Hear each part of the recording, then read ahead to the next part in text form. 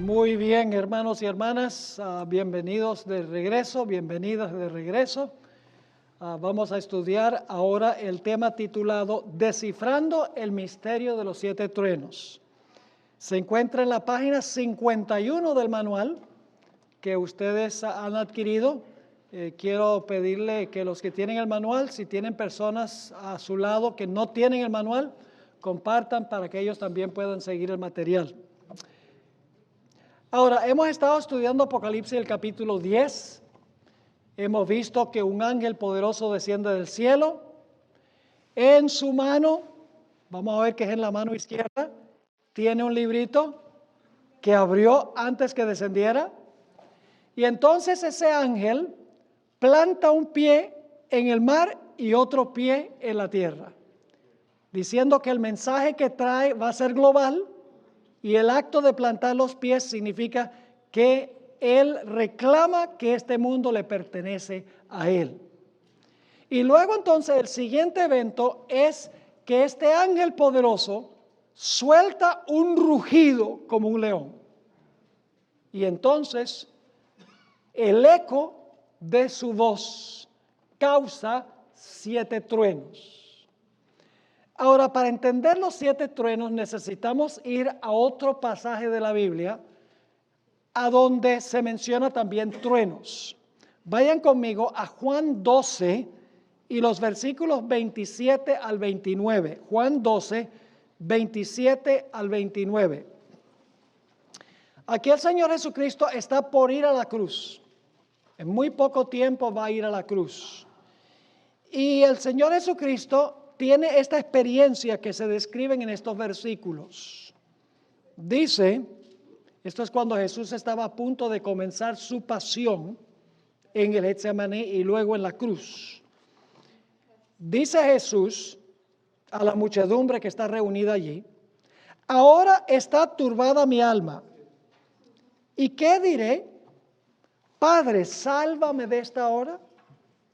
Mas para esto he llegado a esta hora, dice Jesús. Padre, glorifica tu nombre, le dice Jesús a su Padre, glorifica tu nombre. Entonces vino una voz del cielo: lo he glorificado y lo glorificaré otra vez. Yo pregunto, ¿el mensaje que habló la voz del cielo, la voz del Padre, se entendió? ¿Era un mensaje que se podía entender? Sí, ahí lo dice. La voz del cielo dijo que lo he glorificado y lo glorificaré otra vez. Glorifica tu nombre. Pero ahora escuchen la reacción de los que están presentes. Y la multitud que estaba allí y había oído la voz, decía que había sido un trueno. Y luego dice, otros decían, un ángel le ha hablado. Yo pregunto, ¿en Apocalipsis 10 habla un ángel poderoso? ¿Imparte un mensaje que se puede entender? ¿Y cómo suena el mensaje que se puede entender? Suena como 7 ¿qué? Habla, ruge como león y entonces repica su voz en 7 truenos. Ahora miremos algunos detalles en cuanto a los 7 truenos. En primer lugar, vamos a hablar del librito de Daniel 8 al 12. Ya hemos hablado del libro que fue sellado y cerrado para ser abierto en el tiempo del fin. A ese libro se le quitó el sello cuando el ángel descendió del cielo, ¿sí o no? En Apocalipsis 10, el ángel desciende del cielo con el librito abierto. Es decir, el libro que fue sellado ahora es ¿qué? Ahora es abierto. Entonces yo pregunto, si el librito de Daniel 12:4 ahora es abierto, ¿se puede entender el mensaje central de ese librito? Si se le quita el sello y se puede entender, claro que sí. Pero ahora escuchen bien. En contraste con el libro de Daniel 12:4, el librito que fue sellado hasta el tiempo del fin, aquí encontramos que los 7 truenos imparten un mensaje y luego después de impartir el mensaje, Juan lo entendió, ¿sí o no? Juan lo entendió, claro que lo entendió. ¿Cómo sabemos que Juan entendió el mensaje de los 7 truenos. Los 7 truenos no fueron ruido, hermanos y hermanas. No es como escuchamos unos truenos y es puro ruido. No, no. Los 7 truenos son un mensaje comprensible que se podía entender. Y sabemos eso porque Juan explicó que él estaba a punto de escribir lo que dijeron los 7 truenos. Yo pregunto, ¿hubiera podido escribir lo que dijeron los 7 truenos si los 7 truenos no impartieron un mensaje? Lógico que no. Es decir, los 7 truenos se sellan para que no se pueda entender lo que dijeron los 7 truenos. El mensaje de los 7 truenos, en otras palabras, es sellado. Ahora, un punto que quiero recalcar es que el rugir del león y los 7 truenos ocurren entre 1798 y 1844, cuando el ángel da el juramento de que el tiempo no será más. Eso vamos a encontrar que el juramento se dio en 1844. Es decir, los 7 truenos tienen que ver con algo que ocurrió entre 1798 y 1844.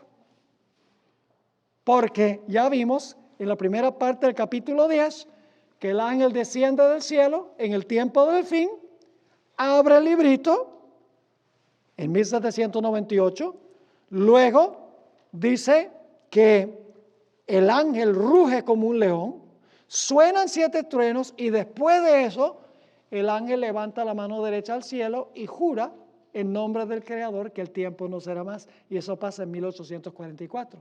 Es decir, que los 7 truenos tienen algo que ver con eventos que suceden entre 1798 y 1844. Ahora, la sierva del Señor, en el comentario bíblico adventista, el tomo 7, en sus comentarios sobre Apocalipsis 10, dice ella, y esta cita es muy importante, la luz especial que le dio el ángel a Juan, que se hallaba expresada en los 7 truenos, era una delineación de los eventos. Los 7 truenos eran ¿una qué? Una delineación de los eventos que iban a ocurrir bajo los mensajes del primer y segundo ángel. Es decir, que los 7 truenos iban a ocurrir cuando se proclamara el mensaje del primer ángel y el mensaje del segundo ángel. Y ahora fíjense lo que dice. No era lo mejor que la gente conociera estas cosas. Es decir, había algo entre 1842 y 44, cuando se proclamó el mensaje del primero y el segundo ángel, ocurrió algo durante ese tiempo a donde la gente no conocía algo porque estaba sellado. ¿Y por qué estaba sellado? ¿Por qué no era lo mejor que la gente comprendiera lo que habían hablado los 7 truenos? Dice, porque era necesario probar su fe. 3 puntos que quiero recalcar de esta cita. 1, los 7 truenos son una descripción de una delineación de eventos que ocurrieron entre 1842 y 1844, después de 1798 y antes del juramento que hace el ángel de que el tiempo no será más. Segundo lugar, la gente que vivió durante este periodo, entre 1842 y 1844, no debía entender el mensaje que impartieron los truenos, porque el mensaje de los truenos se selló. Y en tercer lugar, el propósito por el cual no debían entender el mensaje de los 7 truenos entre 1842 y 1844 es porque era necesario probar su fe. Ahora necesito darles un poquito de historia denominacional para que podamos entender cómo se cumplió esto. Como todo adventista bien informado sabe, Guillermo Miller empezó a estudiar este asunto del juicio desde el año 1818. Y al estudiar Daniel 8 y Daniel 9, él concluyó, basado en la profecía de los 2300 días, que el juicio iba a ocurrir alrededor del año 1843. Ya para 1818 Guillermo Miller había concluido, 25 años antes de 1844, que el juicio iba a ocurrir alrededor del año 1843. Y él creía que el juicio era la segunda venida de Jesús, para purificar la tierra, para destruir a los impíos y para establecer su reino en la tierra.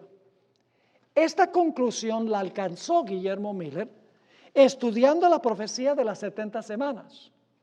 Él dijo, las 70 semanas comienzan en el año 457 y son la primera porción de los 2300 días. Van del 457 al año 34. Y luego el tiempo restante desde el año 34 hasta 1844 son los 1810 años adicionales a los 490 de las 70 semanas.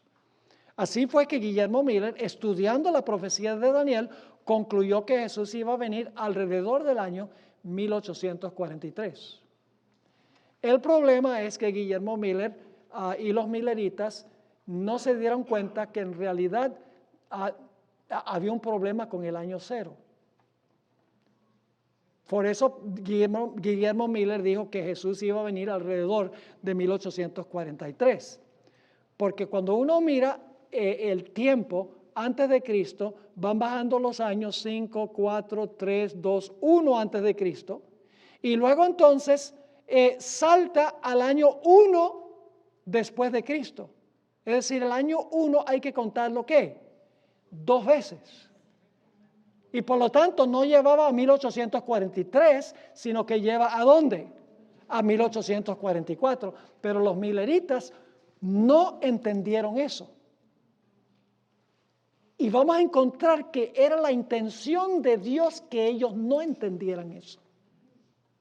Los truenos fueron sellados. Ese fue parte del mensaje de los 7 truenos, que ellos no debían entender que habían cometido un error al decir que Jesús iba a venir alrededor del año 1843. Ahora, al principio los milleritas enseñaban que Cristo iba a venir en la primavera de 1843, porque el año religioso judío empieza en la primavera. Y entonces viene la primavera, cuando comienza el año religioso judío. Pero luego, después de eso, estudiando un poco más detalladamente, se dieron cuenta que se habían equivocado y vieron que Jesús iba a venir, pensaron que Jesús iba a venir en el otoño de 1843. Y la razón por la cual concluyeron eso es porque las fiestas primaverales se habían cumplido al pie de la letra, la Pascua, el pan sin levadura, las primicias y el día del Pentecostés se habían cumplido en la fecha exacta y por lo tanto dijeron el día de expiación, la purificación del santuario sucedía en el otoño, así que Cristo viene es en el otoño del año 1843. Pero nuevamente se habían equivocado. Luego entonces pensaban que Jesús iba a venir en la primavera de 1844, cuando descubrieron el error del año cero. Pero nuevamente fueron chasqueados porque Jesús no vino en la primavera de 1844. Finalmente, el 12 de agosto de 1844, en un campestre, en una carpa en la ciudad de Exeter, en el estado de New Hampshire, un laico con el nombre de Samuel S. Snow demostró que las fiestas primaverales se habían cumplido en la fecha exacta en que se celebraba la fiesta entre los judíos. La Pascua, 14 de Nisan. Pan sin levadura, 15 de Nisan. Las primicias, 16 de Nisan. Pentecostés 50 días después en el 6 del mes de Sivan. Dijeron, se cumplieron en el mes y en el día y en el año exacto que decía la profecía. Así que él dijo, por lo tanto, el día de expiación tiene que cumplirse también en el año 1844, en el otoño, porque eso es cuando el día de expiación es, y tiene que ser el día y tiene que ser el mes en que cae el día de expiación de los judíos en 1844. Y así fue que ellos se emocionaron, hubo un gran reavivamiento, porque dijeron, el Señor Jesucristo entonces viene en el gran día de expiación para purificar la tierra. No se dieron cuenta que en la Biblia la tierra nunca se menciona como el santuario. Cometieron un error. Y cuando vino el 22 de octubre de 1844, pasó ese tiempo y quedaron otra vez chasqueados. Los 7 truenos que fueron sellados, el mensaje fue sellado, fue de parte de Dios para que la gente no entendiera esta serie de errores que ellos habían cometido en los cálculos proféticos. Y ustedes dicen, pero pastor, ¿por qué eso? Permítame leerle del Espíritu de Profecía de Elena White, quien fue testigo ocular, participó en esto. Así que ella sabe muy bien lo que está escribiendo. Quiero leerles en cuanto al chasco que sufrieron en 1843. Elena White escribió en Primeros Escritos 235, vi a los hijos de Dios que esperaban gozosamente a su Señor en 1843. Pero Dios quería ¿qué? Probarlos. ¿Recuerdan que los 7 truenos, el propósito por el cual se sellaron era para probar a la gente? Sí, sigue escribiendo. Su mano encubrió un error cometido al computar los periodos proféticos. Quienes esperaban a su Señor no advirtieron la equivocación. ¿Están entendiendo la relación con los 7 truenos? Fueron sellados. No era bueno que entendieran eso. Ni tampoco le echaron de ver los hombres más eruditos que se oponían a la determinación de la fecha. Dios quiso que su pueblo sufriera un chasco. ¡Wow! La gente dice, ¿cómo es que Dios quería que sufrieran un chasco? Porque no entendieron bien las profecías. Sigamos leyendo. Dios quiso que su pueblo sufriera un chasco.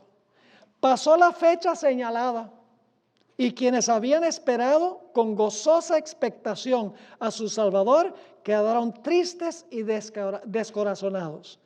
Mientras que quienes no habían amado la aparición de Jesús, pero por miedo habían aceptado el mensaje, se alegraron de que no viniese cuando se le esperaba.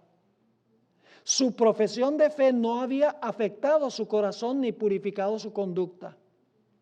El paso de la fecha estaba bien calculado para revelar el ánimo de los tales. Estos fueron los primeros en ponerse a ridiculizar a los entristecidos y descorazonados fieles, que verdaderamente deseaban la aparición de su Salvador. Vi la sabiduría manifestada por Dios al probar a su pueblo y proporcionar el medio de descubrir quiénes se retirarían y volverían atrás en la hora de la prueba. Entonces, ¿qué significa que los truenos fueron? Los truenos, hermanos y hermanas, indicaban que iba a haber una serie de chascos por no entender bien los cálculos proféticos. Esos truenos fueron sellados porque la gente no debía saber lo que iba a ocurrir. No debía descubrir sus errores. ¿Por qué razón? Porque se realizó un zarandeo. Cuando vinieron los chascos, ¿qué pasó con los que eran superficiales y en verdad no amaban a Jesús? Esos se fueron y ridiculizaron lo que habían creído antes. Pero los que eran fieles permanecieron. Dios, al encubrir los errores que ellos habían cometido en los cálculos proféticos, estaba causando entre los que profesaban su nombre un zarandeo. Aquí hay una segunda cita, Primeros Escritos, página 236. Y estos son los chascos de 1843. Dice, pero los fieles chasqueados que no podían comprender por qué no había venido su Señor, no quedaron en tinieblas. Nuevamente se les indujo a escudriñar en la Biblia los periodos proféticos. La mano del Señor se apartó de las cifras y entendieron su error. Se dieron cuenta que los periodos proféticos alcanzaban hasta 1844 y que la misma evidencia que habían aducido para demostrar que los periodos proféticos iban a terminar en 1843, demostraba que terminarían en 1844. Pero aún ahí se equivocaron porque pensaban que Jesús iba a venir en la primavera. Eso estaba sellado para ver quién era quién. Sigue escribiendo ella: la luz de la palabra de Dios iluminó su situación y descubrieron que había un periodo de tardanza. Aunque la visión tardare, espéralo. En su amor por la venida inmediata de Cristo, habían pasado por alto la demora de la visión, calculada para comprobar quiénes eran los que verdaderamente esperaban al Salvador. De nuevo señalaron una fecha. Sin embargo, yo vi que muchos de ellos no podían sobreponerse a su desaliento para llegar al grado de celo y energía que caracterizara su fe en 1843. Yo pregunto, ¿la experiencia de los 7 truenos se cumplió con el movimiento milerita? Sí, señor, al pie de la letra. Fueron eventos que ocurrieron entre 1842 y 1844. Primero, Cristo viene alrededor del año 1843. Primero la primavera de 1843. Luego entonces el otoño de 1843. Luego la primavera del año 1844. Y finalmente el otoño, 22 de octubre de 1844. Aún allí todavía los 7 truenos estaban sellados. El mensaje de los 7 truenos que les decía que iba a haber una serie de chascos. Eso se cumplió al pie de la letra. Tal cual lo dice Elena G. de White. Ella estuvo en ese movimiento. Y el propósito era probar la fe del pueblo de Dios, para ver quién era un verdadero creyente y quién no. Por eso Dios dice, inclusive puso su mano para encubrir un error. Ahora la gente dice, ay, ¿cómo es posible que Dios haga eso? Bueno, vamos a mirar un paralelo de la Biblia, que vamos a estudiar un poquito más adelante en esta serie. ¿Quién planificó la entrada triunfal de Jesús a Jerusalén? ¿Quién fue el que organizó todo para que Jesús entrara triunfalmente a Jerusalén? Jesús. Jesús no mandó a los discípulos para buscar el pollino. Jesús no se sentó en el asno, sabiendo que los reyes judíos se sentaban en asnos. Jesús no permitió que lo llevaran por allá por Jerusalén y que dieran Hosana al rey de los judíos. Jesús sabía que iban a quedar chasqueados. ¿Lo sabía? Entonces, ¿por qué lo planeó? Porque era necesario ver quién era quién. Era necesario ver quién en realidad amaba a Jesús y quién no. ¿Y saben algo? Menos de una semana después, cuando Jesús fue crucificado, muchos de los que habían estado emocionados cuando Jesús entró a Jerusalén, fíjense que estaban equivocados en cuanto al evento. Jesús estaba cumpliendo la profecía de las 70 semanas. Iba a ser crucificado, que la profecía de las 70 semanas anuncia a la mitad de la semana iba a ser crucificado. Pero entendieron mal el evento. Igual que en 1844, se iba a cumplir la profecía de los 2300 días, pero se equivocaron en cuanto al evento que iba a ocurrir. Menos de una semana después, muchos de esos que habían alabado a Jesús, Hosana al rey de los judíos, estaban gritando, crucifícale. Dios permitió que se encubriera un error con el fin de causar un zarandeo para revelar, para que quedara el remanente fiel, que fue el remanente que quedó en el aposento alto en el día del Pentecostés. ¿Están conmigo?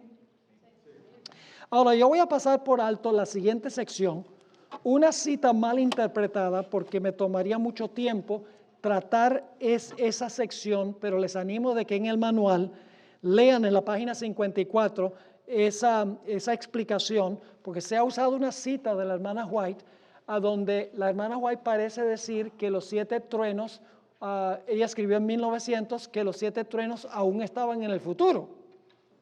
Ahora, si los 7 truenos estaban aún en el futuro, en el año 1900, entonces no se cumplieron entre 1842 y 1844. Pero es una cita que es mal interpretada. En realidad, la hermana White, cuando dice que los 7 truenos, en 1900 dice que los 7 truenos están anunciando eventos futuros, ella no está diciendo que estaban en el futuro en sus días, sino que estaban en el futuro desde la perspectiva del tiempo de Daniel y de Juan. Estaban futuros desde el marco de referencia de Daniel y de Juan, no en el futuro desde el marco de referencia cuando vivía la hermana White. Si leen cuidadosamente esa cita van a encontrar que esa es la interpretación correcta de la cita, porque la gente usa muchas veces muy mal el espíritu de profecía porque no leen con cuidado. La hermana White es explícita que los 7 truenos se cumplieron cuando se proclamaron los mensajes del primero y el segundo ángel, que fue entre 1842 y 1844. Eso está supremamente claro en sus escritos. Ahora hablemos sobre el juramento del ángel. El juramento se hace el 22 de octubre de 1844. Han sucedido varios eventos. 1798, se abre el libro en el cielo. Jesús desciende con el libro para impartir este mensaje. El ángel poderoso planta los pies en tierra y mar, diciendo que este mensaje que sale del librito se debe proclamar globalmente, que es el mensaje de la hora del juicio ha llegado. Al plantar los pies está diciendo esto es mío, y luego entonces proclama con voz de león los 7 truenos, y se le dice a Juan, sella los truenos para que no puedan entender lo que dicen los truenos. Esos fueron los chascos por interpretar mal las escrituras entre 1842 y 1844. Después de los 7 truenos, entonces, el ángel, en 1844 vamos a encontrar, levanta su mano derecha al cielo. Y usted dice, pastor, ¿cómo sabe que es la mano derecha? Porque el texto no lo dice. Bueno, es muy sencillo, porque el ángel tiene el libro en una mano. ¿Qué mano se usa para juramentar? ¿La izquierda? No, se usa la mano derecha para juramentar. Ahora hablemos un poquito del juramento del ángel. Ahora fíjense lo que tenemos aquí. Después que el ángel desciende con el librito abierto, ¿qué fecha es eso? 1798. Los truenos habían impartido su mensaje, ¿qué fecha es eso? 1842, la primavera a 1844. El mismo ángel luego, ¿qué hace? Así que tiene que ser en el año 1844, ¿sí o no? Porque estamos andando en orden cronológico. ¿De acuerdo?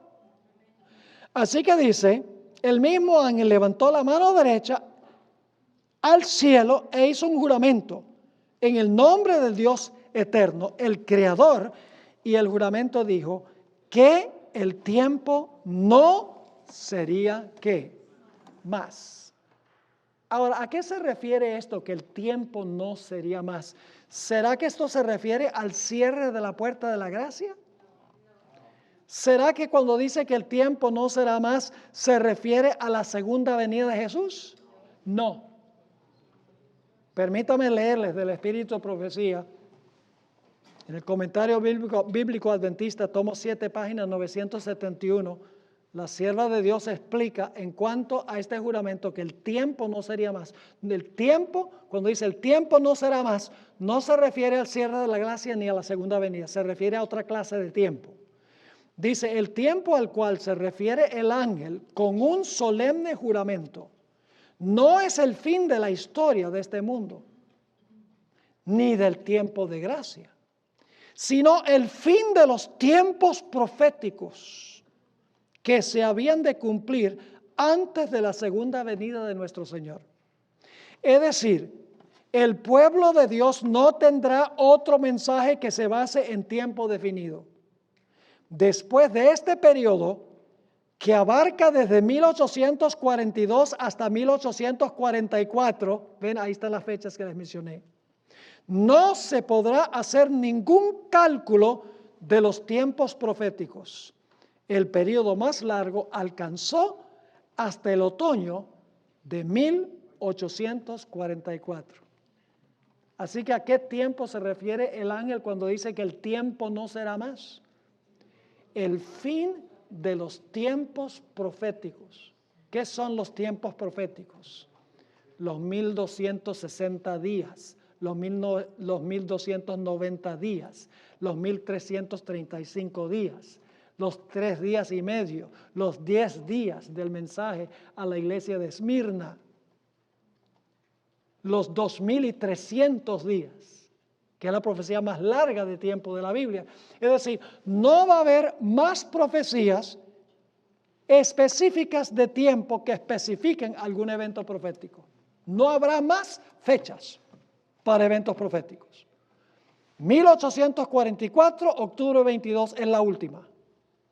Eso quiso decir el ángel cuando dijo: el tiempo no será más. Ahora permítame leerle otra cita de la hermana White, y entonces después de eso yo voy a darles 2 razones por las cuales bíblicamente la hermana White tiene razón al decir que el tiempo que se menciona aquí son tiempos proféticos y no el fin del mundo ni el cierre de la gracia. En Mensajes Selectos, tomo 2, página 133, ustedes la tienen en el manual. Este mensaje, que el tiempo no será más, anuncia el fin de los periodos proféticos.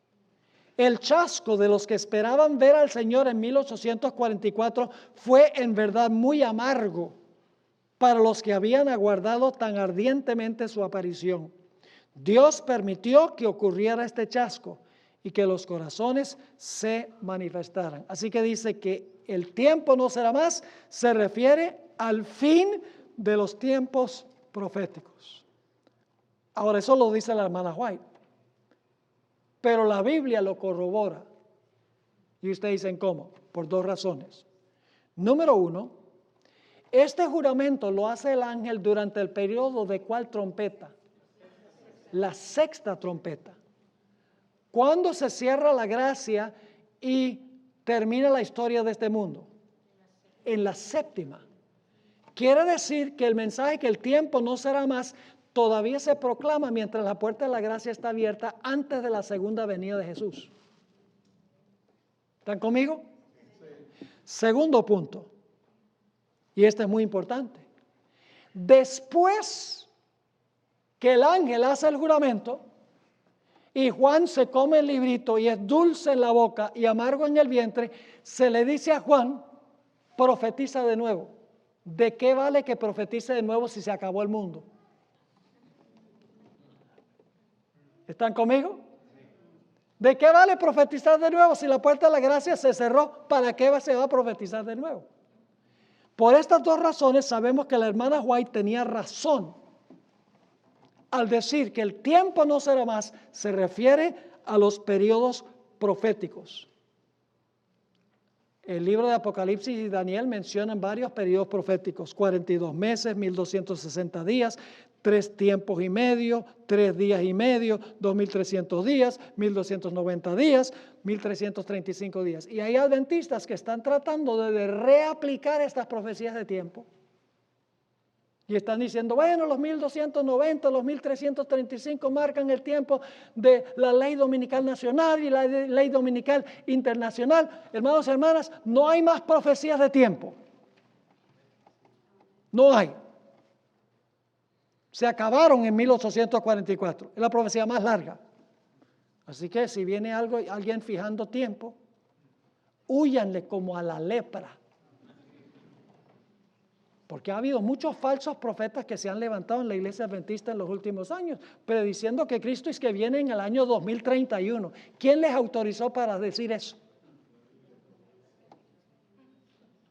Y lo hacen calculando por cuánto tiempo vivió Adán antes de pecar. Dios no nos ha llamado a poner una fecha de la segunda venida. Otro individuo, no voy a mencionar el nombre, es amigo, pero discrepamos de esto. En el año 2008, cuando hubo la debacle económica en los Estados Unidos, él dijo, mire, esto está profetizado en la historia de José en Egipto.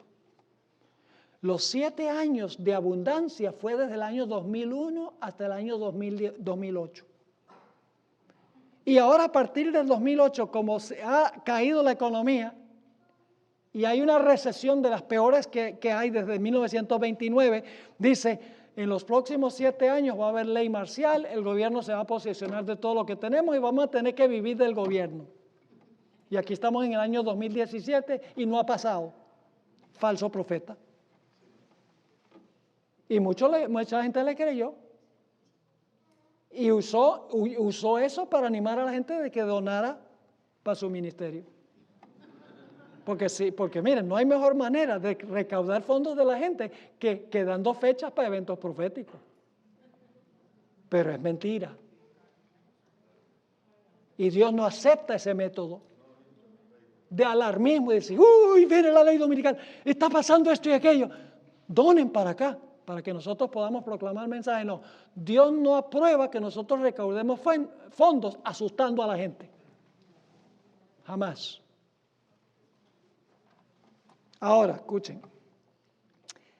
Algunas versiones de la Biblia, la mayoría de las versiones modernas, por lo menos en inglés, en vez de traducir el tiempo no será más, traducen no habrá más demora. There will no longer be any delay. El problema con esta traducción es que se desconecta con la profecía de tiempos de los 2300 días. Cuando se dice el tiempo no será más, inmediatamente sabemos que como tiene que ver con el librito y el librito tiene que ver con los 2300 días, entonces cuando se cumplen los 2300 días ya no va a haber más profecías de tiempo. Pero la mayoría de las versiones, la única versión que dice time will be no longer, el tiempo no será más, es King James. Hasta el New King James pone no habrá más demora. Esta es una traducción errada. Aunque todas las versiones modernas la usan, es errada. Y ustedes dicen, ¿por qué? La palabra tiempo que se usa allí es la palabra cronos, de donde viene nuestra palabra cronología. ¿Han oído hablar la palabra cronología? Ya, la palabra cronos. Ahora escuchen bien. La palabra cronos se usa en Apocalipsis 3 otras veces fuera de esta vez. Se usa en Apocalipsis 2:21, a donde se dice que Dios le dio a Jezabel tiempo para que se arrepintiera. Se usa en Apocalipsis 6:11, a donde los mártires están clamando debajo del altar y se les dice que esperen un poco de tiempo hasta que se complete el número de los mártires.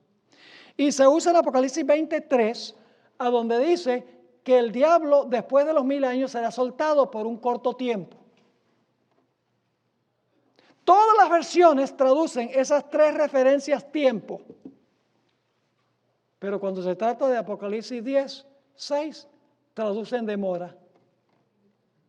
Otro punto importante es que la palabra cronos aparece más de 30 veces en el Nuevo Testamento y nunca se traduce en las versiones demora. Además de eso, hay una palabra griega que significa demora, que podría haber usado Juan si quería decir que era una demora. La palabra cronizo se usa en Mateo 24:48, a donde dice el siervo infiel, mi Señor demora su venida. Así que si Juan hubiera querido decir que no va a haber más demora, hubiera usado cronizo, no hubiera usado cronos. Así que el hecho de que las versiones modernas todas traducen demora, yo creo que es el propósito de desconectar la profecía de Apocalipsis 10 de la profecía de Daniel el capítulo 8 al 12. Y no lo vamos a permitir. Ahora, la iglesia adventista nunca ha fijado una fecha para ningún evento profético. Y ustedes dicen, pastor, ¿cómo dice eso? ¿Acaso la iglesia adventista no fijó el 22 de octubre de 1844? No, en esa fecha no había iglesia adventista. La iglesia adventista tuvo su origen, el nombre se adoptó en 1863.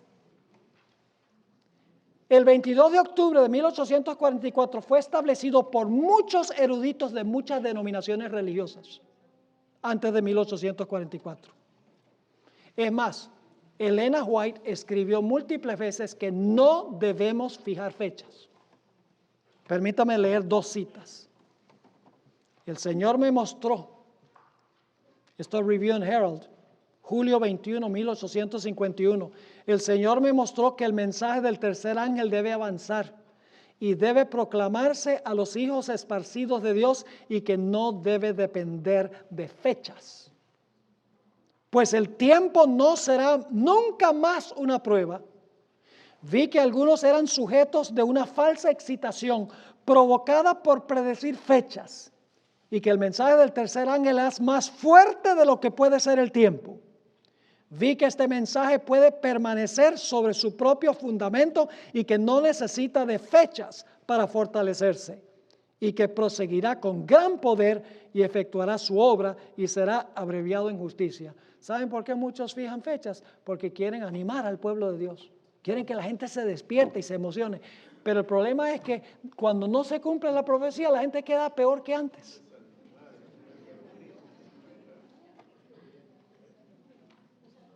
Como el niñito que decía, ¡lobo, lobo! ¡Wow! Todo el mundo venía, vamos a salvar al niño. No hay lobo. Y luego unos días después, ¡lobo, lobo! Todo el mundo venía corriendo. Y entonces después llegó un momento en que el niño dice, ¡lobo, lobo! Él dice, no le creemos, pero el lobo vino. Y se comió al niño. ¿Eh? Los adventistas nunca han fijado fecha. En otra cita, la hermana White, Mensajes Selectos, tomo 2, página 96. Y son muchas más, solo puse 2 en el manual. Tengo 7 páginas de citas de la hermana White. Solo puse 2 aquí. Dice, siempre habrá en la iglesia movimientos espurios y fanáticos, realizados por personas que pretenden ser guiadas por Dios, por aquellos que correrán antes de ser enviados y que establecerán fechas para el cumplimiento de profecías que están aún por cumplirse. El enemigo se deleita con este proceder, porque sus repetidos fracasos y su desviación de la atención hacia puntos falsos provoca confusión e incredulidad. Más claro no canta un gallo a las 3 de la mañana. Ahora vamos a terminar hablando sobre el juramento del ángel. ¿Vamos bien? ¿Están entendiendo? Ve, a medida que vamos avanzando, yo le dije que es como cuando uno empieza a armar un rompecabezas de 1000 piezas. Y dice, ¿cómo voy yo a juntar todo esto? ¡Qué enredo! Tantas piezas con tantas formas. Y uno dice, ¿cómo voy a armar yo este asunto? Pero entonces uno empieza a armar la ficha, empieza a captar el cuadro completo. Y entonces cuando ya pone la última pieza, dice, wow, ahora sí veo. Así es, estamos nosotros dando un pedacito aquí, otro pedacito allá, otro pedacito allá. Cuando se junte todo, cuando llegamos al final, entonces van a decir, qué privilegio pertenecer a la iglesia remanente del Señor. Ahora hablemos del juramento. La mitad de la página 56. Tanto Daniel como Apocalipsis mencionan el juramento del ángel. Esto demuestra que hay una conexión entre Daniel y Apocalipsis 10, porque ambos mencionan el juramento del ángel. Pero escuchen bien, mientras que en Daniel el ángel levanta la mano al cielo, levanta en realidad las 2 manos al cielo en Daniel. En Apocalipsis solamente levanta una mano. Y usted dice, pero ¿por qué entonces en Daniel el ángel cuando hace el juramento levanta las 2, mientras que en Apocalipsis levanta una? Es muy sencillo, porque en Daniel todavía no tenía el librito. En Apocalipsis ya tenía el librito en una mano. Pero cuando hizo el juramento en Daniel, el libro no se había publicado todavía. Así que en Apocalipsis levanta la mano derecha, porque tiene el librito en la mano izquierda. En Daniel, como no tiene todavía el librito, levanta las 2 manos. Pero en Daniel el juramento se hace solo en el nombre del Dios eterno. Pero en Apocalipsis, este ángel poderoso hace el juramento en el nombre del Dios eterno, el creador del cielo y todo lo que está en él, la tierra y todo lo que está en él, el mar y todo lo que está en él. ¿Tiene eso alguna conexión con el mensaje del primer ángel? Vi un ángel descender del cielo, que tenía el evangelio para predicarlo a los que moran en la tierra, a toda nación, tribu, lengua y pueblo, diciendo en alta voz: temed a Dios y dadle gloria, porque la hora de su juicio ha llegado. Ahí está con la conexión con Daniel. Y adorad a aquel que hizo el cielo, la tierra, el mar y las fuentes de las aguas. El mensaje del primer ángel se encuentra en Apocalipsis 10. Porque el ángel jura en el nombre del que creó el cielo y lo que está en él, la tierra y lo que está en él, el mar y lo que está en él. Y en Apocalipsis 14, el mensaje del primer ángel proclama el juicio y entonces invoca al creador del cielo, la tierra y el mar. Ahora, ¿qué nos llega a la mente cuando nosotros pensamos que el mensaje del primer ángel y el mensaje del ángel de Apocalipsis 10 invoca al Dios creador? ¿De qué nos hace pensar eso? Nos hace pensar que Dios está restaurando el mandamiento que atrae la atención al creador. ¿Saben dónde se menciona que Dios Él creó el cielo, la tierra, el mar y todas las cosas que en ellos hay? ¿Dónde está? En el cuarto mandamiento. ¿Esta es una insinuación al cuarto mandamiento? Sí. En Génesis dice que creó los cielos y la tierra y luego el séptimo día estableció el sábado. Quiere decir que los que proclamen este mensaje van a proclamar no solo que la hora del juicio llegó, sino que van a proclamar también el sábado. ¿Y saben lo que es interesante? Poco después de 1844, después de entrar al lugar santísimo con Jesús, después que entendieron la razón del chasco, entendieron que Jesús no iba a venir a la tierra, sino que iba a empezar el proceso de purificar el santuario, de examinar las vidas de todos los que profesaron a Jesús, el juicio investigador de Daniel 7. Entendieron que la fecha estaba correcta, pero el evento lo habían entendido mal.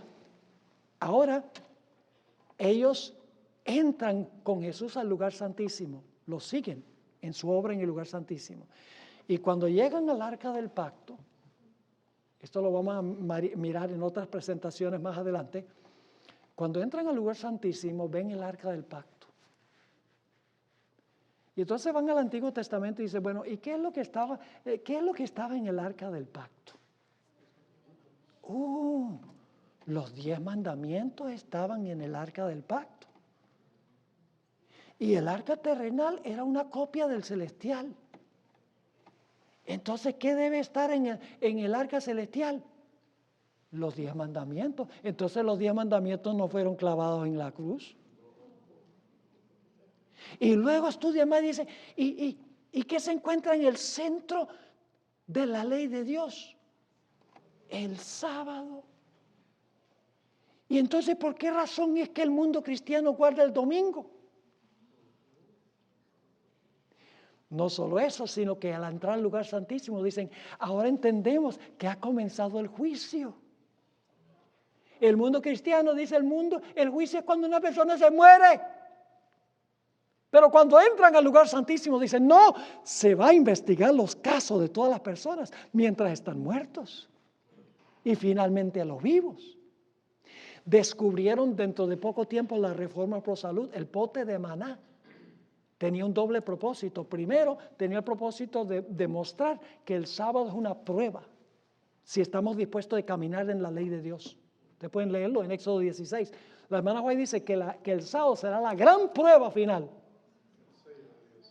Y eso viene de Éxodo 16, donde Dios dice, les voy a dar maná para probarlos a ver si andan en mi ley o no. Esa es la primera lección del maná. Ellos lo descubrieron. Segunda lección que Dios quería enseñar con el maná es la vida saludable, la dieta vegetariana. Y ustedes dicen, ¿dónde se encuentra eso? En Números 11. El pueblo se cansó del maná, de la comida que Dios les había dado. ¿Qué comida nos ha dado Dios a nosotros? chuleta de cochino, langostas, langostinos. Mire, yo no entiendo cómo los cristianos dicen, está bien comer carne de puerco. Mire, hermanos, los nombres, cochino, marrano, puerco, el puro nombre le dice a uno qué es. La gente come porquerías. Eso viene de la palabra puerco, por si acaso no lo sabían. El mundo cristiano no ha entrado al lugar santísimo, así que no entienden la reforma pro salud. Pero los pioneros sí, dieron el pote de maná, indica la reforma pro salud, porque el pueblo dijo, no queremos la dieta que Dios nos dio, lo que queremos es carne. Y le insistieron a Dios y decían, ¿ustedes quieren carne? Ok, está bien, les doy carne, y les mandó codornices. Y se atragantaron de codornices, hasta que le salían por las orejas, simbólicamente, ¿no?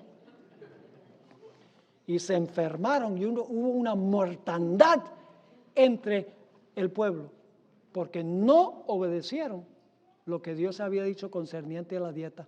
Los pioneros, cuando entraron al lugar santísimo en 1844, descubrieron todas las verdades distintivas de la iglesia adventista del séptimo día. La ley, el sábado, el juicio, la reforma pro salud y el estado de los muertos también. ¿Saben cómo descubrieron el estado de los muertos? Muy sencillo. Si el juicio comenzó en 1844 y se empiezan a juzgar los que profesaron el nombre de Cristo, entonces nadie se fue al cielo ni al infierno cuando se murieron. ¿Entienden? ¿Qué dice el mundo cristiano en cuanto al juicio? Cuando te mueres, si te portaste bien, vas para el cielo, si no, vas al infierno. ¿Qué dice la ley? Clavada en la cruz. ¿Qué dice del sábado? Para los judíos. ¿Qué dicen de la comida? Dicen, la oración santifica lo que Dios maldijo.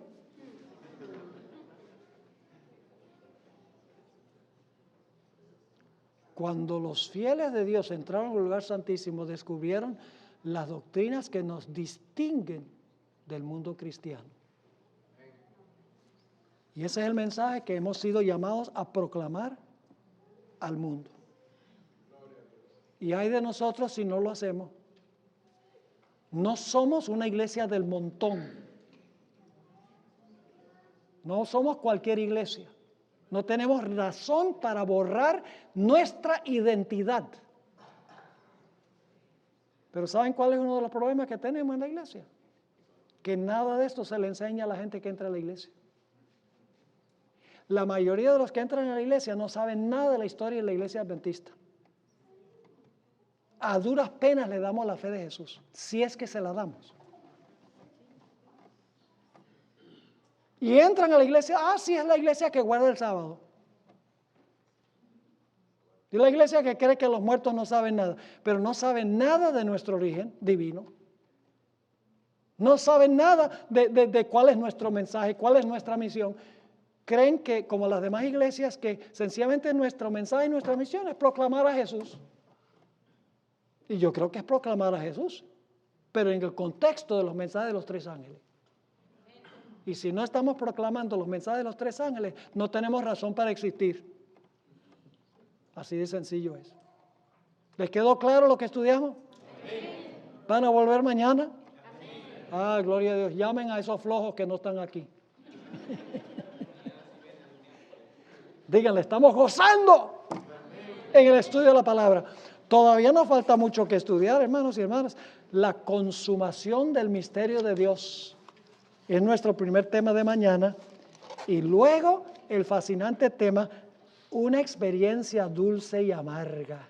Van a ver cómo se cumplió eso con el movimiento de la iglesia remanente alrededor de 1844. Oremos. Padre, gracias te damos por este mensaje glorioso que tú le has dado a esta iglesia, tu iglesia remanente. En cierto sentido nos hemos extraviado de la razón de nuestra existencia. Vuelve a encauzarnos, Señor, en el camino que tú trazaste. Que podamos proclamar con poder los mensajes de los tres ángeles. Porque sabemos que cuando se haga, el mundo se va a dividir en dos grupos y se va a acabar esto. Estamos cansados de vivir en este mundo de sufrimiento, clamor y dolor y muerte. Queremos que Jesús venga. Anhelamos que venga. Señor, que esa esperanza gloriosa arda en nuestro corazón. Que no quede encerrada en el corazón, sino que la proclamemos a toda persona con quien entremos en contacto. Que puedan saber que hay esperanza, que hay un Salvador que regresa pronto. Te pedimos que nos acompañes al regresar a nuestros hogares. Te lo imploramos en el precioso nombre de Cristo, nuestro Salvador. Amén.